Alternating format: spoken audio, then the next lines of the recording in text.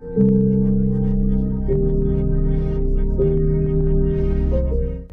man's silence is not always a rejection.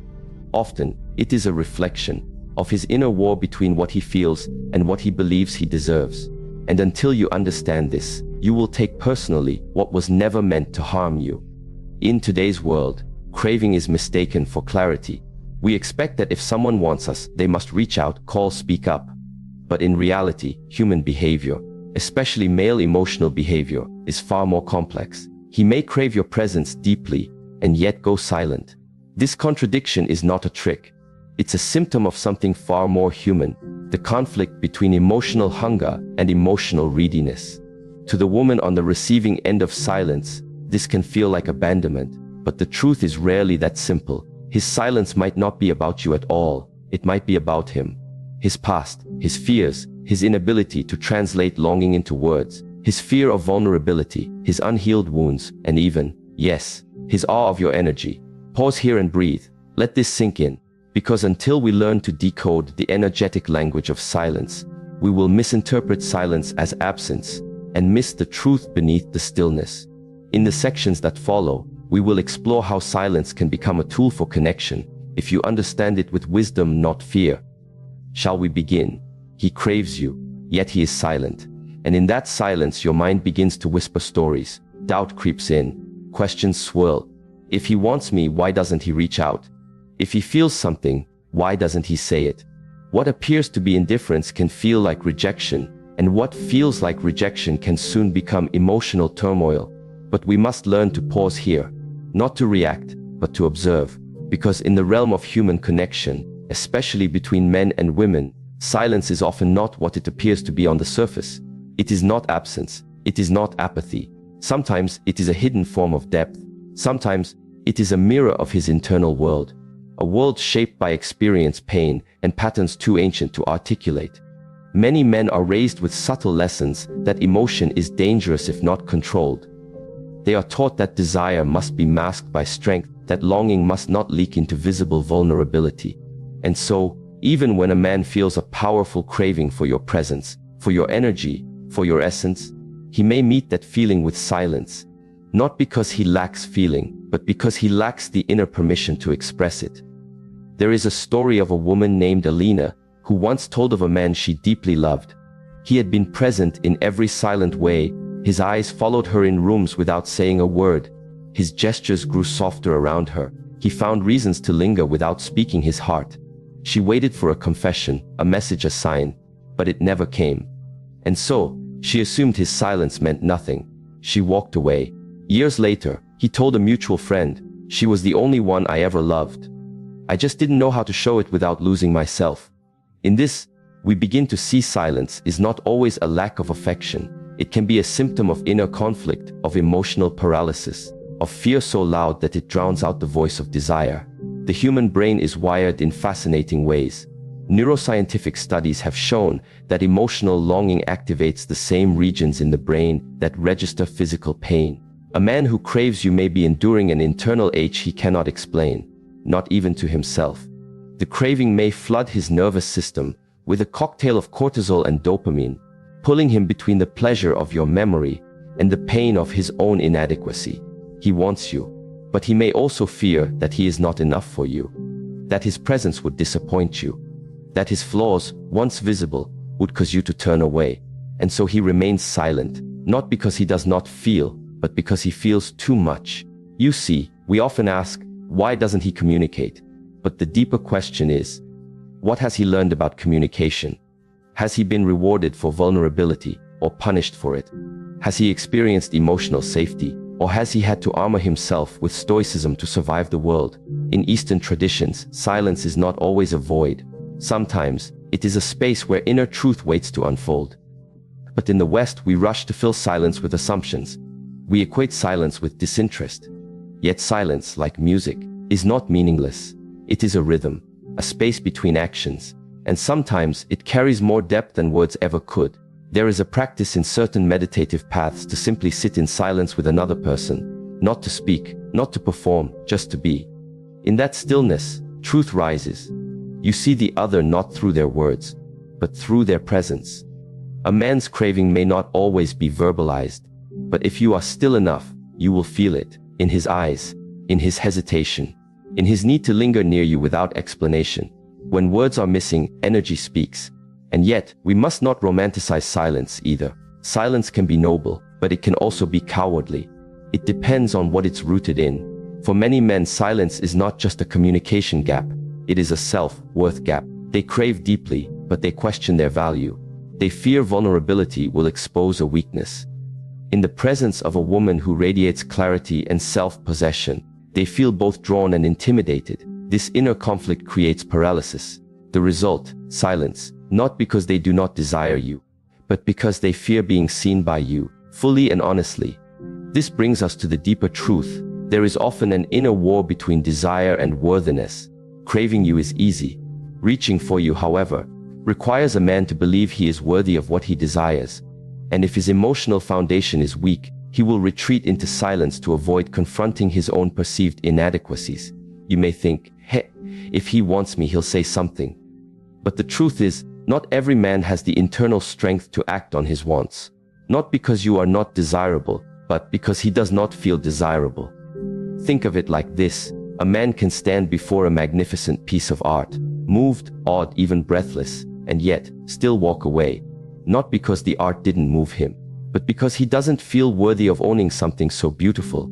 This dynamic plays out often in relationships. A woman's energy, when mature, calm, and magnetic, can draw out a man's deepest longing, but it also confronts him with himself. In the presence of your grace, your self-respect, and your calm strength, he may feel inspired or exposed. And if he has not yet faced his emotional fears, the easiest response is silence. There's a tale from Zen practice. A young man asked his teacher, "Master, why do I hesitate to go after what I want most?" The master replied, "Because the moment you reach for it, it reveals who you are, and not everyone is ready to meet that reflection." In this way, silence is not a lack of feeling, but sometimes the fear of what feeling demands. A man's silence may be his way of preserving control. Speaking desire out loud means risking rejection. It means surrendering to uncertainty. For someone who has built his life around control, whether over his career, his emotions, or his image, this kind of surrender can feel terrifying. And so, he stays silent, watching from a distance, hoping you will somehow understand without him needing to explain. But relationships don't grow in silence, and this is where your power emerges. Not in chasing his silence, not in decoding every pause, but in staying rooted in your own clarity. Your job is not to rescue him from his emotional restraint. Your task is to honor your own energy enough to remain observant, compassionate, but never dependent on his words to define your worth. When you stop demanding answers from others and begin listening deeply to the energy behind their actions, you become powerful. A woman named Soraya once shared how she used to feel tormented by the silence of the man she loved. His pattern was always the same: intense connection, followed by retreat. He would disappear for days without explanation. At first, she tried to fill in the gaps, texting him, questioning him, overanalyzing everything. But one day, in meditation, something shifted. She realized his silence says more about him than it does about me. His absence reveals his fear, not my inadequacy. From that moment, she stopped chasing. She started observing, not in bitterness but in strength. Eventually, he returned, and she no longer waited with anxiety, but with awareness. She could finally see him for who he was, and she chose peace over emotional instability. When we cultivate emotional awareness, we stop being reactive to silence. We learn to hear what is not said, and more importantly, we learn to respond from a place of inner wholeness. You cannot teach someone to speak what they do not yet have the courage to feel, but you can teach yourself to listen without abandoning your own center. In the intersection between neuroscience and spirituality lies this truth. Craving activates emotion, but it also activates fear. The more we desire, the more vulnerable we become. Silence, then, can be a self-protection mechanism, a way to desire without exposing the self. But this is not sustainable. Emotional maturity requires expression. Connection requires risk. To navigate this dance, you must remain anchored in your own energy. When he is silent, don't panic. Breathe, observe. Ask yourself, what am I feeling? What story am I telling myself? Often, his silence awakens not just confusion, but your own past wounds, your father's absence, a betrayal, an abandonment, and suddenly, his silence becomes a doorway to your own inner healing. This is the deeper power of relationships, not just in how they connect us to others, but in how they reveal us to ourselves. And so, the next time he is silent, listen, truly listen, not just to his words, but to the absence of them. Feel what lies beneath the craving, beneath the desire. You will see, often, a boy trapped in a man's body, a soul longing to be met, but unsure how to show up. This does not mean you must wait for him. It means you must see clearly, and in seeing, choose wisely. Because craving is not enough. What matters is action, intention, and the emotional capacity to meet you where you are. A man may crave you and still not be ready for you.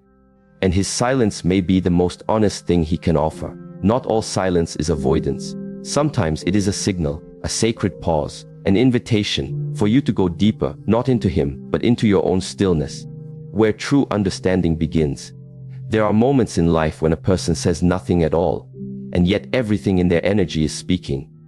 Their body remains still, their voice withheld, yet something inside them trembles, vibrates, reaches. What if silence wasn't the absence of communication, but its most honest form? We often look for answers in spoken words, in confessions and declarations.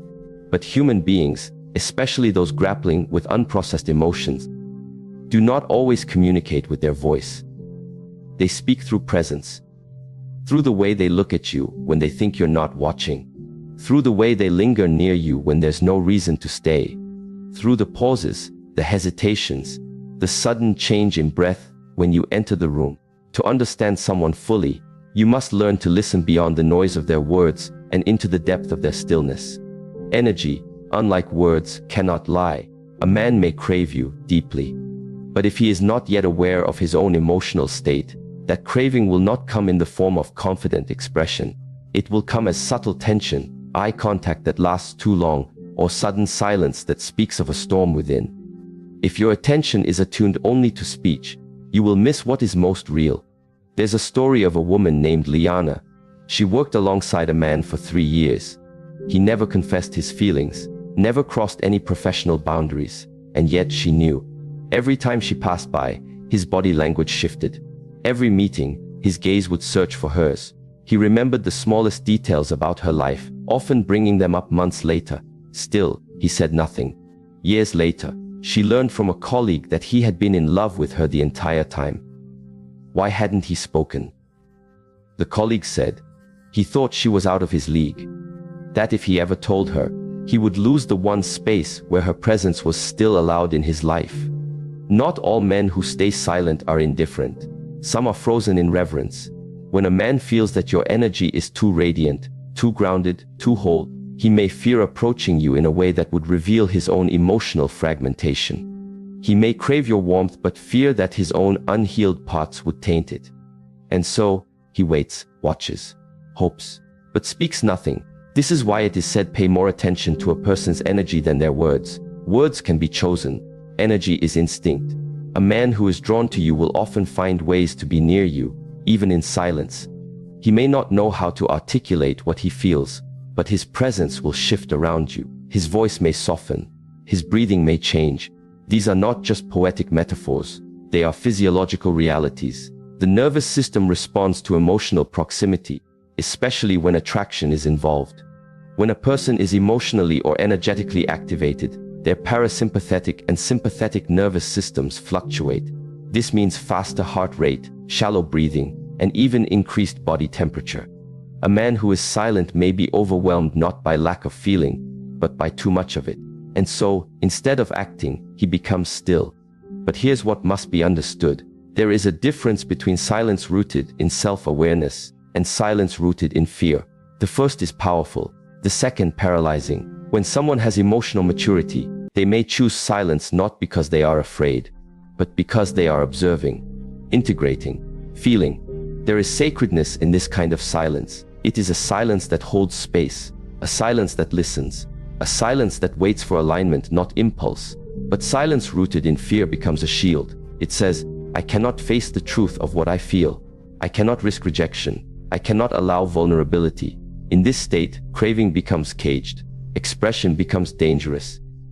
And the person withdraws not because they don't care, but because they don't trust themselves to be enough. We must also recognize the role that upbringing plays in this dynamic. From a young age, many men are conditioned to associate emotional expression with weakness. They are taught that being strong means being silent, that being vulnerable means being exposed. And so, even when their heart longs for connection, their body responds with silence. This is not a matter of character. It is a matter of emotional training. One man once shared that as a boy, he was told never to cry. His father would punish any sign of softness. "What are you, a girl?" his father would shout. By the time he reached adulthood, he had become an expert at emotional suppression. He could feel desire. He could fall in love. But he could not speak of it. He feared that any expression of emotional need would be met with rejection or ridicule. So instead, he would vanish, go silent, pull away, not because he stopped feeling, but because he didn't know how to handle the depth of what he felt. In relationships, this pattern is common. A woman may offer warmth, presence, and space for connection. The man may initially feel safe, even inspired. But the closer he gets, the more his inner conditioning rises. The desire to connect triggers old fears of abandonment or failure. And so he steps back, goes quiet, not because he is playing a game, but because he is reliving an internal pattern he does not yet know how to break. This is where emotional discipline enters the conversation. Emotional discipline is not the absence of feeling. It is the ability to respond instead of react. It is the practice of feeling deeply and yet choosing action from clarity rather than impulse. Many confuse suppression with discipline, but they are not the same. Suppression hides feeling. Discipline channels it with awareness.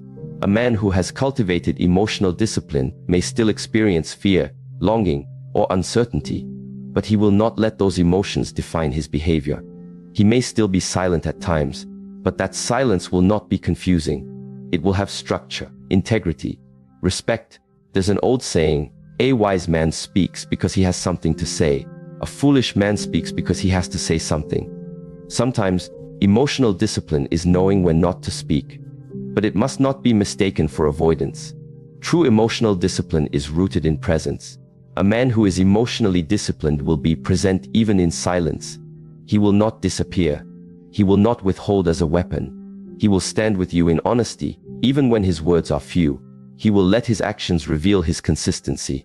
This kind of man is rare, because it requires self-work. It requires sitting with discomfort instead of fleeing from it. It requires understanding the language of the body, the sensations that arise during moments of intimacy and uncertainty. It requires learning how to breathe through the fear of being seen, not just physically, but emotionally, spiritually. A woman named Farah once said, "I stopped trusting words when I realized how easily they can be rehearsed. But I never stopped trusting presence." When a man is truly with you, his silence will feel full, not empty. You will feel him with you, even when he says nothing. Her words carry a profound truth. Silence is not the enemy, but emotional absence is. A man can be physically present and emotionally absent. He can also be silent and emotionally present. The difference lies in whether his silence is conscious or unconscious, whether it is born of clarity or fear. To cultivate relationships of depth, we must become fluent in more than just language. We must learn to read energy, to feel intentions, to understand that craving alone does not qualify someone to hold space for you. It is not enough that a man wants you. He must also know how to stand in front of you without collapsing into old fears. He must be able to witness your strength without shrinking, your softness without manipulating, your silence without assuming. We must also be willing to reflect honestly. What do I expect from a man's expression? Do I demand words because I cannot sit with ambiguity? Do I chase confessions because I fear silence means rejection? These are not judgments, but questions for growth. Often, the craving for clarity from another mirrors our own lack of stillness within. When you become deeply connected to your own energy, you no longer rush to decode every pause. You learn to stay calm within uncertainty. You stop looking for reassurance and start listening for resonance. A man who is silent yet grounded can create a powerful space for intimacy. He listens deeply. He doesn't interrupt the unfolding. He lets you speak without needing to fix or impress. In this silence, trust can be built, because presence is felt, not proven. But a man who is silent and emotionally disconnected will cause confusion. You will feel unheld, unacknowledged. You will find yourself shrinking, doubting, questioning, not because of what he said, but because of what he didn't say, and how his absence echoed louder than his presence ever did. The key lies in observation. Look not just at how he speaks, but how he listens, how he acts when you are not looking, how he navigates discomfort. Whether his silence opens space for growth or creates distance rooted in fear. One final story. A woman named Maris was in a relationship with a man who rarely spoke of his feelings. At first, she thought it meant he didn't care. But over time she began to notice the details. He remembered what tea she liked. He fixed the things she mentioned in passing. When she was tired, he would quietly prepare her space to rest. His silence wasn't empty, it was active. It was love expressed through service, through stillness, through awareness. Eventually, she stopped waiting for grand speeches. She started listening with her heart. And in that space, she discovered that some of the deepest truths are never spoken. They are as lived. To understand someone's silence, you must first be at peace with your own. Because only in that stillness can you discern whether their silence is sacred or avoidant. Only then can you choose, not from craving, but from clarity. There are certain patterns in human relationships that repeat themselves with quiet precision, like the slow tide that pulls back just before the wave crashes again. One of the most misunderstood patterns is this: a person desires closeness, yet the closer you come, the further they retreat. You may feel an emotional pull from someone, the kind of connection that doesn't lie, that lives in the eyes, the pauses, the energy. But just when it seems like intimacy is about to bloom, they become distant, cold, silent, and you're left wondering what changed. Was it something I did? Was the connection not real? This is not about games or manipulation. It is about a deeper loop in human psychology known as the avoidance intimacy paradox, a dance between craving and fear, desire and defense. At the core of this loop is a conflict. The heart wants connection, but the nervous system fears what that connection might awaken. When a man feels drawn to you, but also feels emotionally unprepared, intimacy can feel like a threat. Not because you are unsafe, but because he has never learned how to feel safe with closeness. This is often the case with avoidant attachment patterns. People who develop avoidant tendencies usually grow up in environments where emotional needs were dismissed, shamed, or unmet. As a result, they learned early on to rely on themselves. They became emotionally self-contained, not because they wanted to be, but because they had to be. Closeness, to them, equaled vulnerability, and vulnerability from their past experience led to disappointment or pain. So, they protect themselves the only way they know how, by creating distance. This protective distance doesn't always appear as coldness. It can appear as silence, as hesitation, as withdrawal. At moments when closeness feels too real, you might experience a beautiful exchange, a conversation filled with depth, or a moment of shared stillness. And then, suddenly, he disappears. The connection didn't vanish, but his sense of emotional safety did. There is a story about a woman named Zira. She met a man who seemed grounded and emotionally aware. Their conversations were rich with meaning, their chemistry undeniable. But every time she opened herself a little more, revealing her heart, sharing her thoughts, he would retreat. A missed call, a vague excuse, a subtle withdrawal. At first, she thought she had done something wrong. But over time, she began to see the pattern. He desired her deeply, but her emotional openness triggered something inside him that he didn't know how to face. Her closeness made him feel exposed, not because she demanded anything unreasonable, but because she invited him into a space he had never been trained to enter, one of emotional intimacy. In moments like these, you must remember people don't avoid you because of your depth. They avoid you because your depth mirrors back their own emotional absence. And this is not something you are responsible for fixing. You are not here to shrink your light just so someone else feels less threatened by it. But with wisdom, you can observe this loop and understand it with clarity. Avoidant behavior often hides in the quiet moments. It appears in the pauses after vulnerability, in the delayed replies, in the sudden change of tone. The man who was once attentive may suddenly become hard to reach. not because his feelings disappeared, but because they became too intense for him to regulate. His nervous system, trained to avoid emotional overwhelm, responds with withdrawal. He distances himself from what he craves most, because closeness has become synonymous with emotional danger.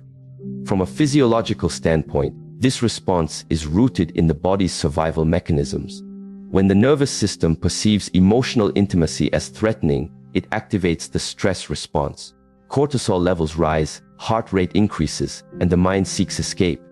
The person may not even be consciously aware of this happening, but the outcome is familiar. He pulls away, not because you harmed him, but because your presence awakens something his body associates with discomfort. And so, this loop repeats. He comes close, drawn by the magnetic pull of your presence. Then he retreats, overwhelmed by the weight of connection. This push-pull dynamic can become exhausting, especially when you're not aware of what's driving it. You may feel that his silence is a reflection of your worth, or a punishment for being too much. But it is neither. It is a reflection of his internal conflict, a war between his longing for connection and his fear of emotional exposure.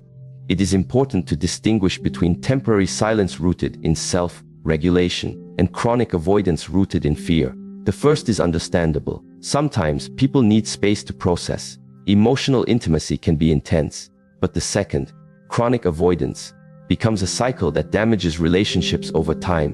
When someone consistently withdraws from closeness, they are not protecting the relationship. They are protecting themselves from the vulnerability the relationship invites. A man who has not faced his own emotional wounds will see your presence not as a sanctuary, but as a risk. Even if you offer safety, consistency, and love, he may still struggle to receive it. Because to receive it, he must feel worthy of it. And worthiness is not a mental idea. It is a felt sense, one that must be developed from within. Until then, even the most beautiful connections can feel unbearable. You may try to reassure him, to prove that your love is safe, but no amount of proving will heal the fear he holds inside. That is a journey he must walk himself. The most compassionate thing you can do is to see it clearly for what it is, without making it your responsibility to fix. A woman named Amina once said, "I kept lowering the volume of my heart so he wouldn't feel overwhelmed. But eventually, I couldn't hear myself anymore." Her words echo a truth many women face. In relationships with emotionally avoidant partners, they begin to abandon their own needs to maintain connection. They over-explain, over-accommodate, and over-analyze, all to avoid the silence that comes when the man pulls away. But in doing so, they lose themselves. This is why inner awareness is so essential. You must learn to stay present within your own center, even when someone else disappears. You must learn to recognize the loop when it begins, not to blame, but to observe. When a man who craves you begins to retreat, ask not just, "What did I do?" but more deeply, "What is he afraid of?" Not out of judgment, but out of clarity. Often, he is afraid of being known. Not because he has something to hide from you, but because he has parts of himself he cannot face. Intimacy requires self-confrontation, and if he hasn't built the inner strength to meet himself fully, how can he meet you? This is where many relationships falter. One person seeks depth, the other seeks safety. But they are caught in a loop where depth feels unsafe and safety feels like distance. Until both people are aware of this dynamic, the pattern will repeat. The silence will grow louder. The confusion will deepen. But there is another path. A path that begins not with fixing, but with presence, with stillness. When you stop reacting to his silence and begin observing it, something changes. You begin to see the pattern not as personal failure, but as unhealed history. And in that space, compassion can arise. Not the kind of compassion that tolerates being ignored or neglected, but the kind that sees clearly, without attachment. The kind that honors yourself even as you understand him. You might find that when you stop chasing answers, the truth reveals itself in quieter ways. His energy may shift, his gaze may soften, he may even try to return, seeking comfort in your steady presence. But now you know, presence without emotional availability is not enough. Craving without emotional maturity is not love. It is longing in disguise. And so, you hold your ground. Not in anger, not in ego, but in self-respect. You don't demand that he change. You simply choose not to collapse into the loop. You allow him to feel what he feels. You allow yourself to feel what you feel. And you remember connection must be mutual, safe, and sustainable. Anything less is not intimacy. It is survival disguised as love. There is a quiet strength in the woman who no longer needs to decode silence, who no longer personalizes withdrawal, who sees the loop for what it is and chooses clarity over confusion. She understands that some men crave love, but have not yet prepared themselves to receive it. She does not close her heart, but she also does not open it to chaos. This strength is not built overnight. It is built through stillness, reflection, and discipline. Through learning to sit with discomfort rather than fleeing from it. Through honoring your own emotional rhythm, even when others retreat from theirs. It is built by remembering that you do not exist to pull love out of people who are not ready to give it. You exist to stand in your fullness and allow love to flow where it is met with readiness, not resistance. And so when you meet a man who craves you, yet turns silent at the edges of intimacy, do not rush to fill the silence. Let it speak. Let it show you what lives inside him. Let it show you what lives inside you, and from that place choose, not from fear, not from longing, but from presence. That is the path that breaks the loop. That is the path that leads not just to relationship, but to transformation. There is a silence that comes from others that feels sharp, unsettling, uncertain. But there is another silence, far more potent, the one that exists within you. The silence between your thoughts when someone you care about pulls away. The pause between your breath when their words don't come. The ache that rises not because of what they did, but because of what their absence mirrors inside of you. And this is where the real journey begins, not with understanding them, but with understanding yourself. When someone goes quiet, it often doesn't just cause confusion. It awakens something older, something buried, a memory, a wound, a fear. That silence can open the door to your most ancient patterns. Perhaps as a child, you felt invisible when your needs weren't met. Perhaps you learned to equate love with inconsistency, attention with unpredictability. So now, as an adult, someone's silence doesn't simply represent distance. It represents abandonment.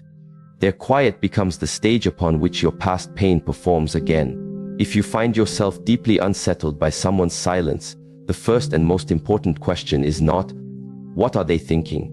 But rather, why does their silence feel like a threat to me? This is not self-blame, it is self-inquiry. And self-inquiry is the beginning of self-mastery.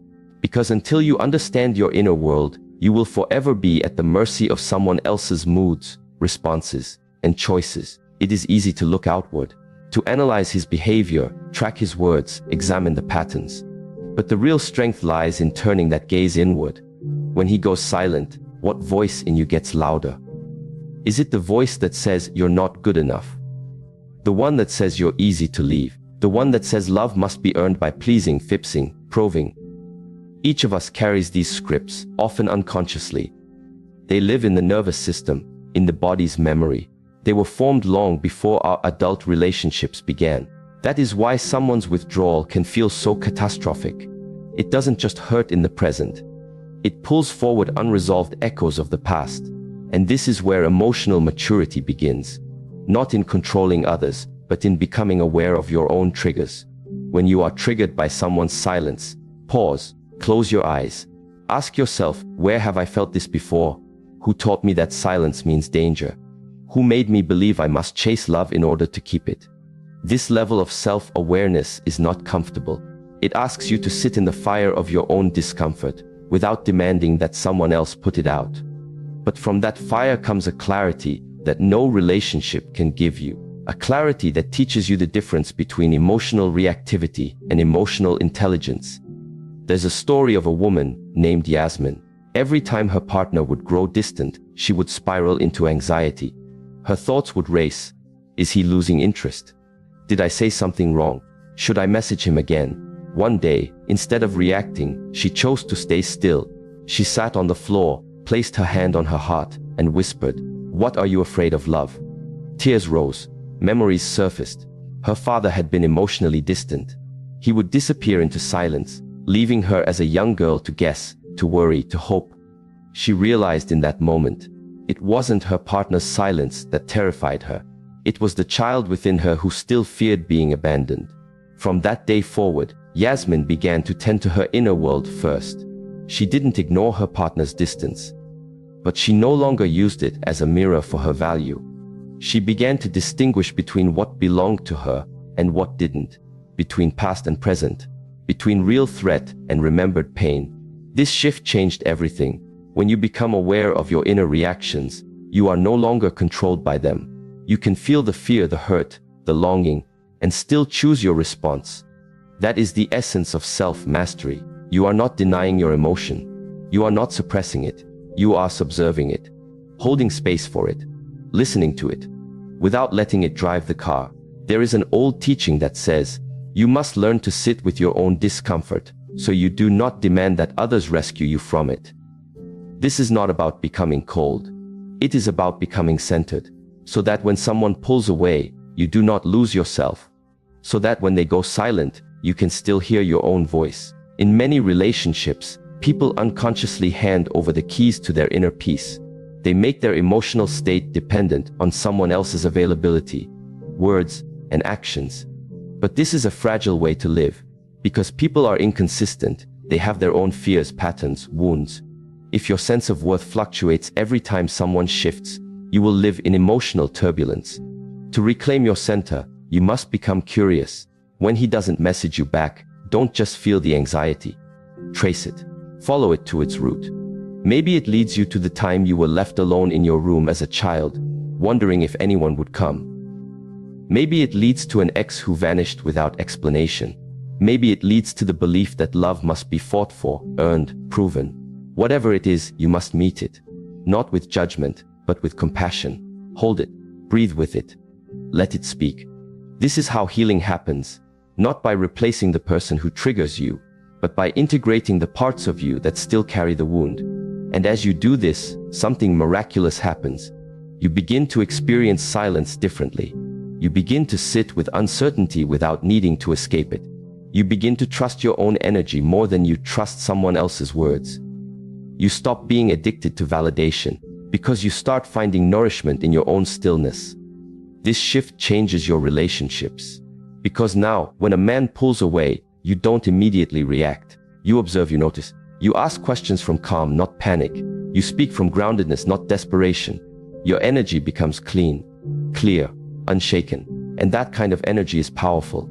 It invites only those who can meet you at that same level of integrity. A man may still go silent. He may still retreat. But now, instead of spiraling into self-doubt, you return to yourself. You check in with your values. You ask yourself, what do I want in a relationship? Am I being met? Am I being honored? And from there you choose. Not based on fear of loss, but based on alignment. This is how emotional maturity grows. Not in the absence of pain, but in how you hold yourself when pain arrives. It's easy to feel strong when things are flowing, when love is visible and spoken. But the real test of your strength is how you remain rooted when the energy changes. When someone withdraws. When the connection pauses. It's in those moments that you either fall into old patterns or rise into new ones. There is a woman named Claire. For years, she chased emotionally unavailable men. She was drawn to their intensity, their mystery, their moments of passion followed by silence. She thought she could love them into wholeness. Until one day, after another long period of silence from a man she adored, she finally stopped asking, "Why won't he speak to me?" and started asking, "Why do I keep choosing people who can't show up?" That question changed her life. Because sometimes the silence we fear most is not theirs, it's our own. The silence where we must sit with the truth of our choices. The silence where we admit that we've abandoned ourselves for the illusion of connection. That we've traded emotional consistency for temporary chemistry. That we've dimmed our needs so we wouldn't seem too much. But when you stop running from that silence, you find freedom. Because within that stillness is your own voice, your real desires, your unspoken wisdom. And from that place, you begin to choose differently. You begin to choose people who don't confuse you, who don't make you earn their presence, who don't weaponize silence or vanish when closeness becomes real. But you only recognize those people when you've done the work of recognizing yourself, of sitting with your inner silence long enough to understand what it truly needs and what it no longer accepts, So when he goes quiet again, ask not what he's doing, ask what it stirs in you. And then breathe, stay, listen. There is wisdom in that pause. There is healing in that discomfort. There is a new version of you waiting in the stillness. A version who no longer reacts, but responds. Who no longer fears silence, but respects it. Who no longer abandons herself when others disappear. And when you become that version of yourself, you are no longer shaken by who stays or who leaves. Because you have already come home to your own presence. And that is the one presence that will never leave you. When someone craves you but chooses silence, it's not always rejection. It's often reflection. A mirror held up to their fears, limitations, and emotional readiness. But the deeper question is never just about their silence. It's about what it awakens in you. Your worth is not measured by someone's ability to articulate their desire for you. Nor is it diminished by their emotional hesitation. Craving without clarity is confusion. Silence without intention is chaos. And love without self-awareness is an echo that never reaches its destination. Let every silence remind you to return to yourself. Let it refine your discernment, not reduce your light. Because the most powerful relationship you'll ever cultivate is the one between your presence and your peace. When you no longer seek outside validation to confirm your value, you become unshakable. The energy of your wholeness will either inspire others to rise or reveal who is not yet ready to stand beside it. In the end, what matters is not who speaks, but who shows up, with presence, with truth, and with the capacity to meet you in the silence.